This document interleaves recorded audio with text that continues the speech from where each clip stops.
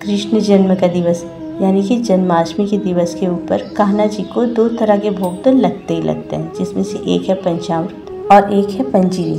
तो आज मैं आपके साथ दोनों चीज़ों की रेसिपी शेयर कर रही हूँ, जिसमें सबसे पहले हम जानेंगे पंचामृत के बारे में। वो 5 चीज़ें जिसे हमारे पुराणों के अनुसार अमृत के समान माना जाता है, और अगर उन्हीं 5 चीज़ों को मिला दिया जाए तो उसे पंचामृत कहते हैं।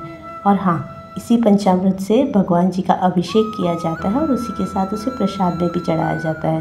तो जन्माष्टमी आ रही है, आइए कान्हा जी के लिए पंचामृत तैयार कर लेते हैं, जिसके लिए मैंने यहाँ पर करीब 1 कप जितना दूध, आधा कप दही, 1 चम्मच जितना घी, 2 चम्मच जितना शहद और 2 बड़े चम्मच जितनी मिश्री ले ली थी। सारी चीज़ों को बहुत ही अच्छे से मिक्स कर लिया था।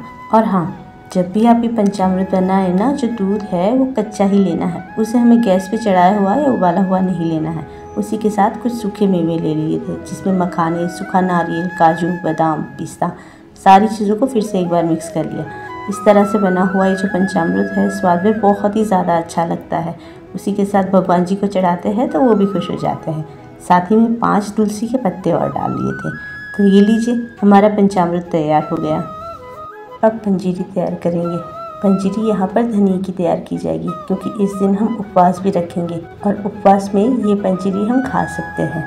जिसके लिए करीब 1 चम्मच जितना घी ले लिया था और उसके अंदर मखाने डाल दिए। मखानों को बहुत ही अच्छे से रोस्ट करा था, जिससे इसकी आवाज़ भी आ रही थी। उसी पैन से जब मखाने बाहर निकाले तो 1 चम्मच घी फिर से डाल लिया और थोड़े से ड्राई फ्रूट्स डाल दिए थे। ड्राई फ्रूट्स को कुछ इस तरह से कट कर लिया था, जिसमें बादाम, काजू, पिस्ता, सारी चीज़ों को बहुत ही अच्छे से रोस्ट किया था। ड्राई फ्रूट्स को जब घी में रोस्ट करते हैं ना, तो उसका स्वाद और खुशबू बहुत अच्छे आते हैं। फिर से 2 चम्मच जितना घी ले लिया और उसके अंदर ये पिसा हुआ जो धनिया होता है ना, वो डाल दिया। वैसे आप चाहो तो साबुत धनिया भी ले सकते हो और उसे पीस सकते हो, पर यहाँ पर मैंने पिसा हुआ धनिया होता है वही लिया था। उसे भी अच्छे से रोस्ट कर लिया। इससे पूरा किचन महक गया था। धनिया को जब रोस्ट किया तो सारा घी सोख लिया था। उसी के साथ सूखा हुआ नारियल था, उसे कद्दूकस कर लिया था। उसे भी हल्का हल्का सा रोस्ट कर लिया। उसे बिना घी के ही रोस्ट किया था।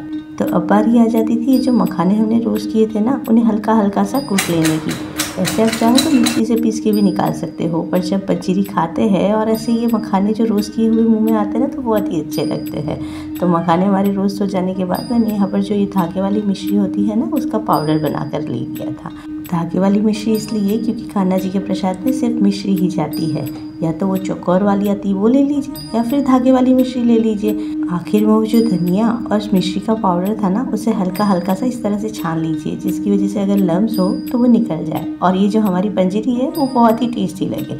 बस फिर क्या, सारी चीज़ों को मिक्स कर लीजिए। मखाना, सूखा नारियल, उसी के साथ ड्राई फ्रूट्स, ये सारी चीज़ें जब हम मिक्स करते हैं ना, तो किचन के साथ साथ पूरा घर महकता है।